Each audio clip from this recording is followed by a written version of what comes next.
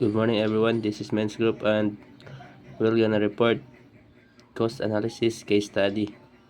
But before we start, we're gonna introduce the reporters.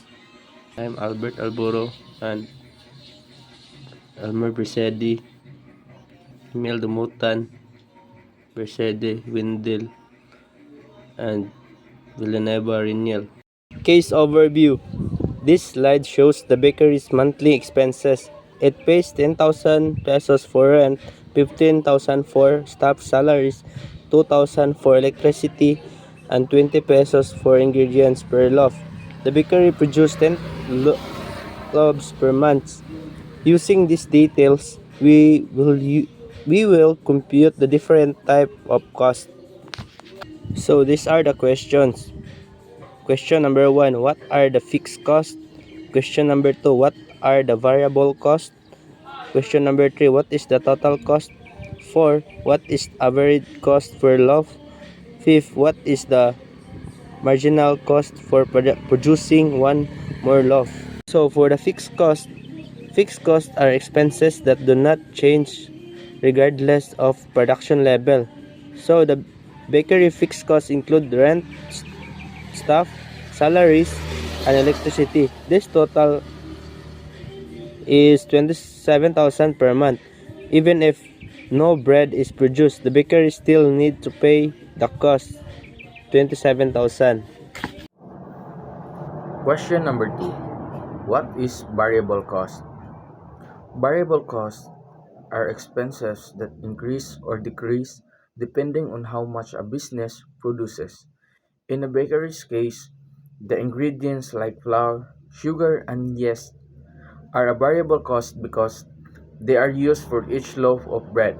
The cost per loaf is 20 pesos, and since the bakery makes 1,000 loaves in a month, we multiply 20 times 1,000 is equal to 20,000. That 20,000 is the total variable cost.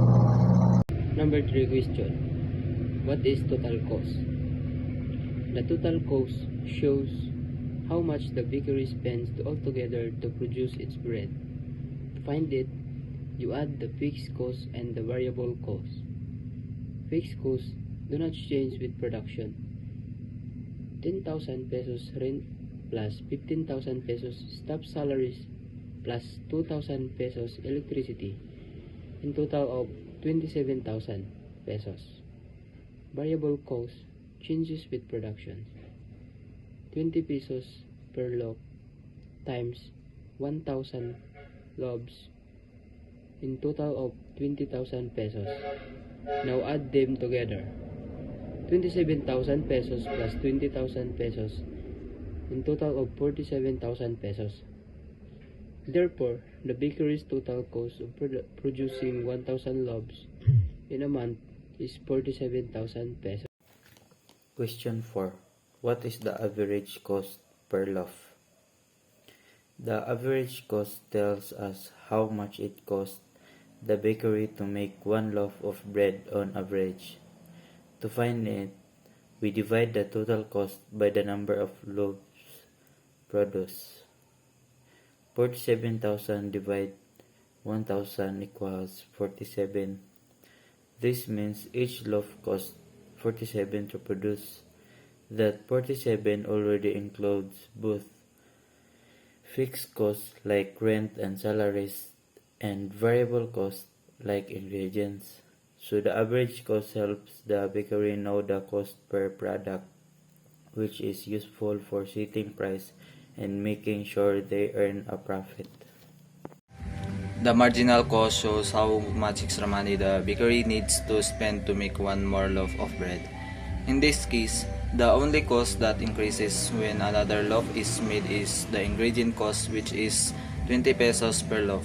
So if the bakery produces 1,001 loaves instead of 1,000, the extra cost would be 20 pesos. This means each additional loaf costs 20 pesos to make. Marginal cost is important because it helps the bakery decide whether producing more loaf is worth it.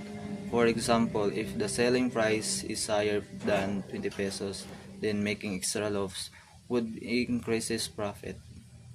To summarize, fixed cost is 27,000, variable cost 20,000, total cost 47,000, average cost 47 per loaf, marginal cost 20 pesos. This calculation helped the bakery understand its expenses and make better production decision.